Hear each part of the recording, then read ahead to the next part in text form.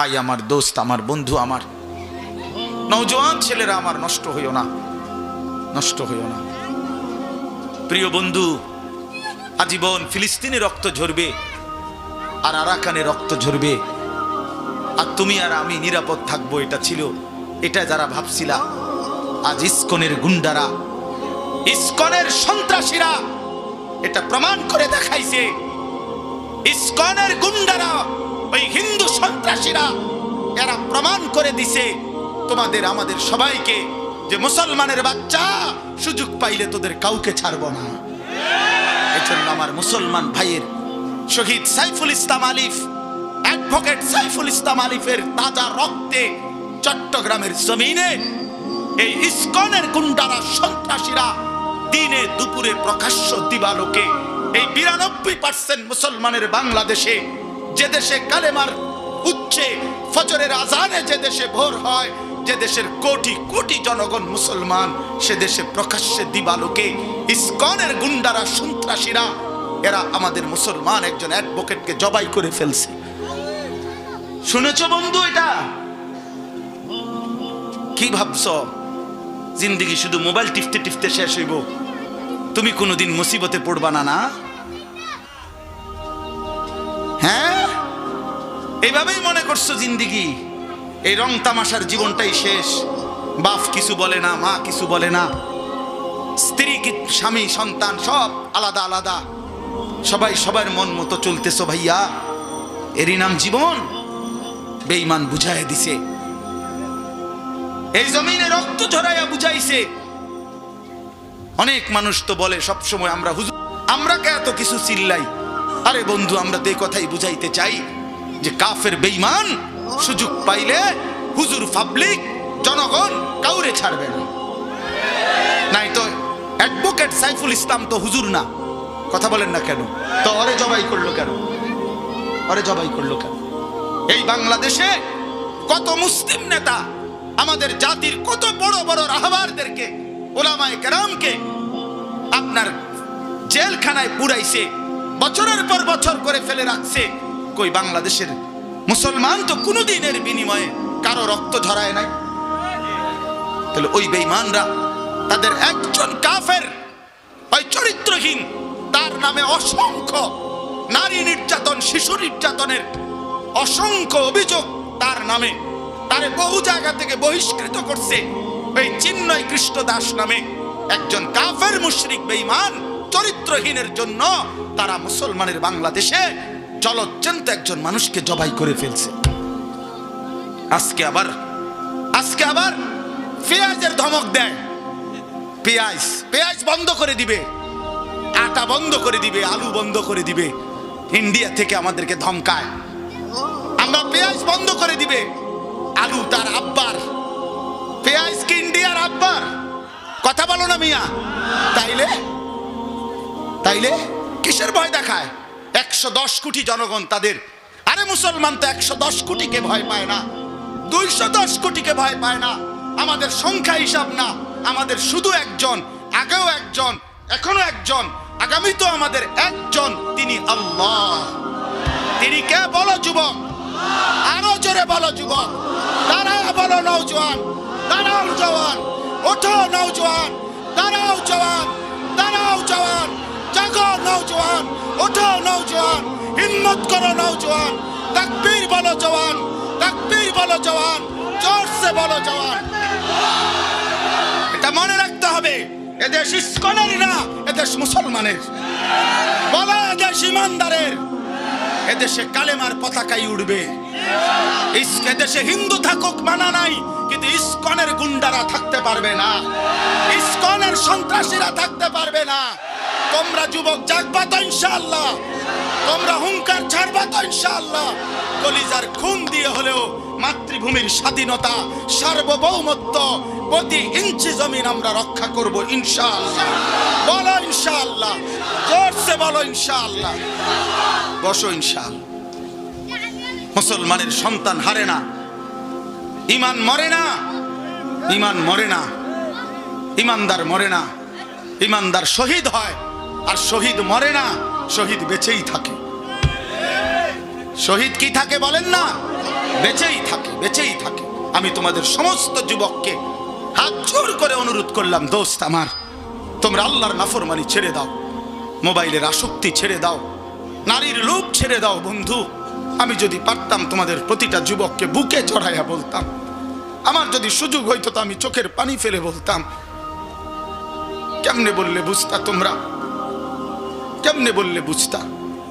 কারো প্রতি কোনো হিংসা বিদ্বেষের কোনো দরকার নাই দোস্ত। ধাক্কা ধাক্কি ঠেলাঠেলি করার সময় নাই। দিন বাঁচানো, ইমান বাঁচানো, ইসলাম বাঁচানো। আগামী জেনারেশন, আমার 3 বছরের বাচ্চা আছে, অনেকের ঘরে 2 বছরের বাচ্চা আছে, কোলের বাচ্চা আছে। আমাদের চেষ্টা করা উচিত আগামীর জমিনটা, আমাদের স্ত্রী সন্তান, আগামী প্রজন্ম যেন ইসলাম নিয়ে বাঁচতে পারে, ইমান নিয়ে বাঁচতে পারে। এটাই হবে সাধনা। আমাদের সন্তান, আমাদের প্রজন্ম যেন আজানের শব্দে বাঁচতে পারে। এই জন্য এই জমিন যদি আমরা নিরাপদ না রাখি, আমরা যদি আল্লাহকে সেজদা না করি, আল্লাহর নাফরমানি করি, তাই আমার বন্ধু, আমার বাপ, আমাদের উপরে আযাব আসবে, আমাদের উপরে আযাব আসবে। আল্লাহ বলছে, বান্দা, দুনিয়ায় ডুবে থাকার শাস্তি আমি বুঝাবো। কাল্লা সাউফা তা'লামুন সুম্মা কাল্লা সাউফা তা'লামুন, কবরেও বুঝাবো, জাহান্নামেও বুঝাবো। কাল্লা লাউ তা'লামুনা ইলমাল ইয়াকিন লাতারাবুন্নাল জাহিম সুম্মা লাতারাবুন্নাহা আইনাল ইয়াকিন। আল্লাহ বলেন, বান্দা, আজকে যদি কোরআন পড়ে, হাদিস পড়ে, ওলামায়ে কেরামের কথা শুনে, না দেখেই যদি কবর, হাসর, মিজান, ফুলসিরাত, আখিরাত বিশ্বাস করতা, ভালো হতো, ভালো হইতো। বান্দা, আজকে বিশ্বাস করলে, বুঝে নিলে, আমল করতে পারতা। তো নয়তো লাতারাবুন্নাল জাহিম, একদিন সচক্ষে হাসরের ময়দানে জাহান্নাম দেখবা, সব বুঝবা। সুম্মা লাতারাবুন্নাহা আইনাল ইয়াকিন, চোখে দেখে বিশ্বাস হবে, কিন্তু সেদিন আর লাভ হবে না। সেদিন আর কি হবে না ভাইয়া? লাভ। সুম্মা লাতুসআলুন্না ইয়াওমাইদিন আনিন নাঈম। আল্লাহ বলেন, আমি কিন্তু সেদিন হাসরের ময়দানে নিয়ে বান্দা তোমার জীবনে যা কিছু নিয়ামত দিয়েছি, আসমান, জমিন, চন্দ্র, সূর্য, গ্রহ, নক্ষত্র, আলো, বাতাস, রোদ, বৃষ্টি, হাসি, কান্না, আনন্দ, বেদনা, স্ত্রী, সন্তান, ছেলে, মেয়ে, গাছ, ফুল, ফল, ফসল, তোমার চোখের পলক, হাতের নড়াচড়া, তোমার নিঃশ্বাস, এক ফোঁটা পানি, এক লোকমা খাবার।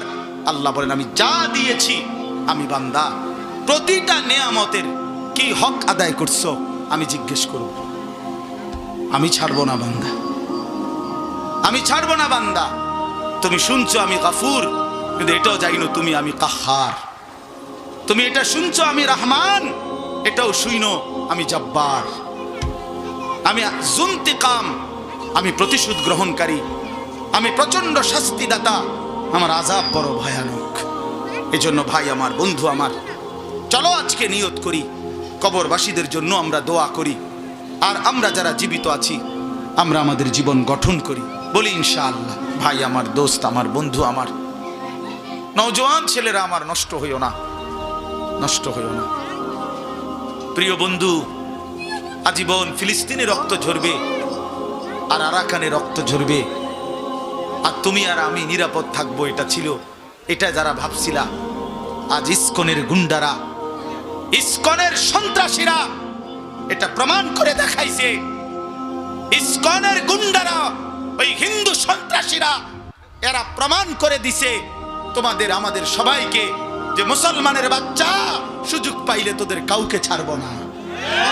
এজন্য আমার মুসলমান ভাইয়ের, শহীদ সাইফুল ইসলাম আলিফ, অ্যাডভোকেট সাইফুল ইসলাম আলিফের তাজা রক্তে চট্টগ্রামের জমিনে এই ইসকনের গুন্ডারা, সন্ত্রাসীরা দিনে দুপুরে প্রকাশ্য দিবালোকে এই 92% মুসলমানের বাংলাদেশে, যে দেশে কালেমার উচ্চে ফজরের আজানে যে দেশে ভোর হয়, যে দেশের কোটি কোটি জনগণ মুসলমান, সে দেশে প্রকাশ্যে দিবালোকে ইসকনের গুন্ডারা, সন্ত্রাসীরা, এরা আমাদের মুসলমান একজন অ্যাডভোকেটকে জবাই করে ফেলছে।